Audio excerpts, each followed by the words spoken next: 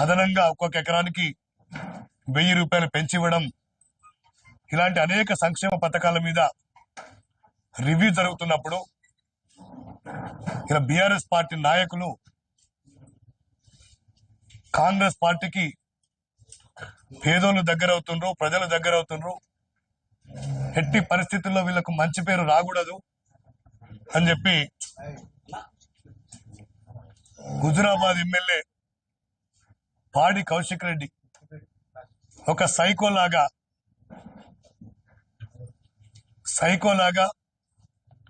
ఇవాళ ఒక పిచ్చి కుక్క కదా ఏ విధంగా అయితే గ్రామాల్లో పడి స్వైర విహారం చేస్తుందో నిన్న కలెక్టరేట్ లో ఈ జిల్లాకు సంబంధించినటువంటి ఇన్ఛార్జ్ మంత్రి ఉత్తమ్ కుమార్ రెడ్డి గారు, జిల్లాకు చెందినటువంటి మంత్రులు శ్రీధర్ బాబు గారు, పొన్నం ప్రభాకర్ గారు, ఇవాళ పార్టీలకు అతీతంగా అన్ని పార్టీలకు చెందినటువంటి శాసనసభ్యులు, శాసన మండలి సభ్యులు, జిల్లాకు చెందినటువంటి ఉన్నతాధికారులు నిర్వహిస్తున్న సమీక్షా సమావేశంలో ఒక పిచ్చి కుక్క మాదిరిగా ప్రవర్తించి ఈయన ప్రభుత్వ పథకాలని ప్రజలకు చేరనివ్వద్దు అని చెప్పి ఒక సంకల్పం పెట్టుకొని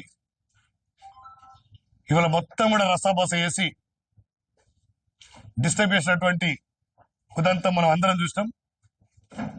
ఇవాళ కేసీఆర్ గాని, కేటీఆర్ గాని, హరీష్ రావు గాని ఇట్లాంటి సైకోలను, పిచ్చి కుక్కల్ని ఎగదోసి శిఖండి రాజకీయాలు చేస్తుండ్రు.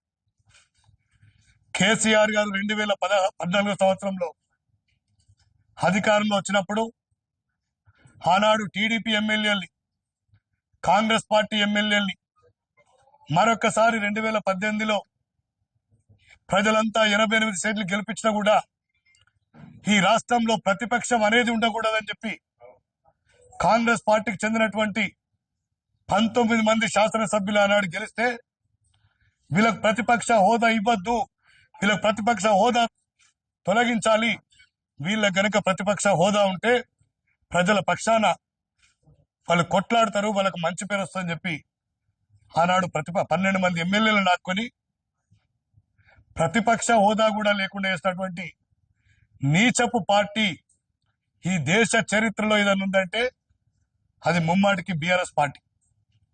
2014 నుంచి 2013 వరకు, వాళ్ళు 23 వరకు దాదాపు 60 మందికి పైగా తెలుగుదేశం శాసనసభ్యులు, కాంగ్రెస్ శాసనసభ్యులు, బీఎస్పీకి చెందినటువంటి శాసనసభ్యులు, ఇంకా వాళ్ళు ఎంత నీచానికి దిగారంటే కమ్యూనిస్టులకు ఒక సైద్ధాంతిక బలం ఉంటుంది, వాళ్ళు నిజానికి కూడా ఎప్పుడూ పార్టీలు మారరు. ఇలా కమ్యూనిస్టు పార్టీకి చెందినటువంటి ఎమ్మెల్యేలు కూడా ప్రలోభపెట్టి పార్టీని మార్చినటువంటి నీచ చరిత్ర బీఆర్ఎస్ పార్టీది, కేసీఆర్ది. ఇలా బిడ్డ కౌశిక్ రెడ్డి, ఇలా పార్టీ ఫిరాయింపుల గురించి నువ్వు మాట్లాడదలుచుకుంటే నువ్వు మొట్టమొదట ప్రశ్నించాల్సింది బీఆర్ఎస్ పార్టీని. నేను ఏదైనా ఉద్యమం చేయాలనుకుంటే బీఆర్ఎస్ పార్టీ ఆఫీస్ ముందు చేయాలి. ఇలా పిచ్చి మాట్లాడి ఇలా కాంగ్రెస్ పార్టీకి ప్రజాస్వామ్యమైన స్వేచ్ఛ అంటే ఎక్కువ గౌరవం ఇస్తాం. గత సంవత్సరం నుంచి నువ్వు చేస్తున్నటువంటి నిర్వాకం ప్రజలంతా గమనిస్తున్నారు. మా ముఖ్యమంత్రి రేవంత్ రెడ్డి గారు మన ప్రజాస్వామ్యం నమ్మాలి, వాళ్ళకి వాళ్ళు ఇచ్చినటువంటి సలహాలు, సూచనలు స్వీకరించాలని చెప్పి ఒక గొప్ప మనసుతోటి మీరు ఇన్ని రోజులు ఏం చేసినా కూడా ఓపికతోటి సంయమనం పాటించడం.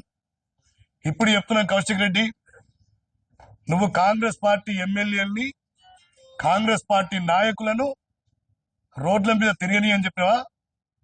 నీకు దమ్ముంటే నువ్వు మొగనువైతే ఇప్పుడే రా కరీంనగర్ తెలంగాణ చౌరస్తాకు. నువ్వు తిరగమో మేము తిరగమో, నువ్వు రోడ్ల మీద తిరగని అనుకుంటాం కదా. మేము ఒక్క క్షణం నీ గురించి ఆలోచిస్తే నువ్వు ఇంట్లో నుంచి ఒక గడప కూడా దాటి బయటకు రావు బిడ్డ, జాగ్రత్త. తమాషాలు చేస్తున్నావా? ఎవడెవడు ఆడిస్తుండు నిన్ను? అందరి బండారం బయట పెడతాం. ఇలా నిజంగా నిన్ను ఎన్నుకున్నందుకు హుజురాబాద్ ప్రజలు కూడా బాధ పెడుతున్నారు. ఇట్లాంటి సైకోగా మేము ఓటేసినాం, ఇట్లాంటి పిచ్చి కుక్కగా మేము ఓటేసినాం అని చెప్పి ఇలా హుజురాబాద్ నియోజకవర్గ ప్రజలు బాధపడే పరిస్థితి తీసుకొచ్చినాం. ఆనాడు ఎన్నికల్లో ఒక ఎమోషనల్ గా అయితే జైత్రయాత్రకు రాండి లేదంటే శివయాత్రకు రాండి అని చెప్పి ప్రజల్ని ఒక ఎమోషనల్ గురి చేసి హే పోని పాపం ఒక్కసారి వేద్దామని చెప్పి నిజంగా హుజురాబాద్ ప్రజలు దయతలిస్తే నువ్వు వాళ్ళని అవమానించినట్టు వాళ్ళని అగౌరవపరిచినట్టు నీ ప్రవర్తన ఉంది. తక్షణమే నీ లాంగ్వేజ్, నీ బాడీ లాంగ్వేజ్ మార్చుకోకపోతే ఈ రాష్ట్రంలో నిన్ను ఎక్కడ కూడా తిరగనీయం బిడ్డ.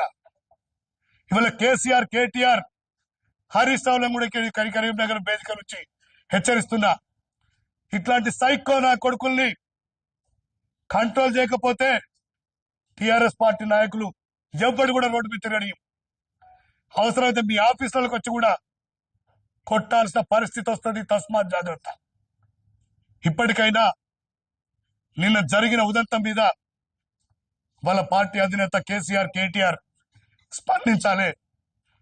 ఇలా ఎక్కడైతే నిన్న గొడవ చేసినావో అక్కడ ముక్కు నేలకు రాసి క్షమాపణ చెప్పు. నీ పాపం కొంతమైనా పడుతుంది, లేదంటే తీవ్ర పరిణామాలు ఉంటాయి బిడ్డ. కాంగ్రెస్ పార్టీ అంటే అమాయకులు ఏం చేతగానని అనుకుంటావా?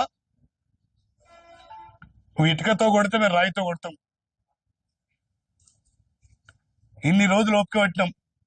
నువ్వు ఎన్ని పిచ్చి పనులు చేసినా, ఎన్ని వెధవ పనులు చేసినా, ఎంతమందిని రెచ్చగొట్టి కవ్వింపు చర్యలకు దిగినా కూడా, ఎందుకంటే మాదొక 130 సంవత్సరాలకు పైగా చరిత్రను ఒక జాతీయ పార్టీ. మీరు తొందరపడ్డారనో, మీరు పిచ్చి కుక్కల్లాగా ప్రవర్తించారనో ప్రవర్తించే పార్టీ కాదు. ఎందుకంటే గొప్ప గొప్ప జాతీయ నాయకులు స్వాతంత్రం ముందు నుంచి కూడా ఒక పద్ధతి, ఒక సంస్కారం, ఒక క్రమశిక్షణ నేర్పినటువంటి పార్టీ కార్యకర్తలుగా ఇలా కాంగ్రెస్ పార్టీ నాయకులు, కార్యకర్తలు ప్రతి ఒక్కరిని గౌరవించే సంస్కృతిని అలవాటుపరుచుకున్నారు. నీలాంటి సంస్కృతి దిగితే ఇవాళ మాకు యూత్ కాంగ్రెస్ ఉంటుంది, ఎన్ఎస్ఏ ఉంటుంది.